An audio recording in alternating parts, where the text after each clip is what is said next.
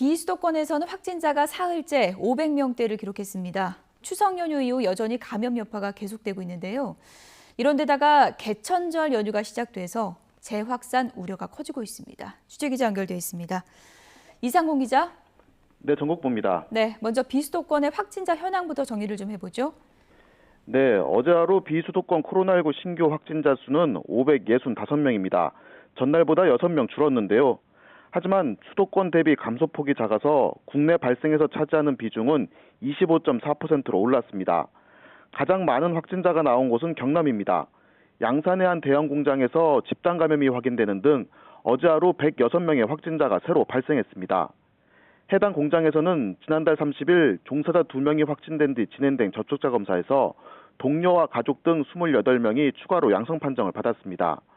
방역당국은 공장 조업을 중단하고 종사자 3천여 명에 대한 전수검사를 벌이고 있습니다. 그 다음 가장 많은 확진자가 나온 곳은 대구로 80명이 추가로 확진됐습니다.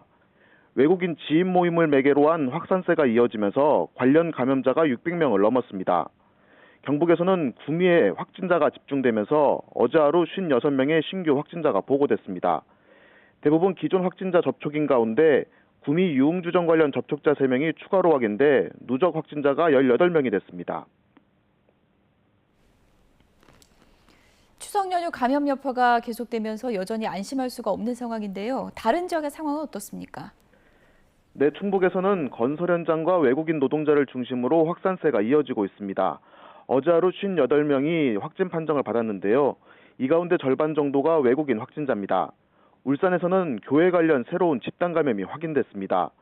동구의 한 교회에서 지난달 29일 첫 확진자가 나온 뒤로 관련 감염자가 잇따르면서 사흘 동안 14명이 확진됐습니다. 제주에서는 유흥주점 3곳에서 확진자가 근무한 것으로 확인됐습니다. 방역당국은 업소명을 공개하고 해당 주점을 방문한 사람은 진단검사를 받아달라고 당부했습니다. 이런 상황에서 개천절 연휴가 시작돼 감염 재확산 우려가 커지고 있는데요. 방역당국은 비수도권의 거리두기 3단계를 2주 더 연장하기로 했습니다. 지금까지 전국부에서 YTN 이상곤입니다.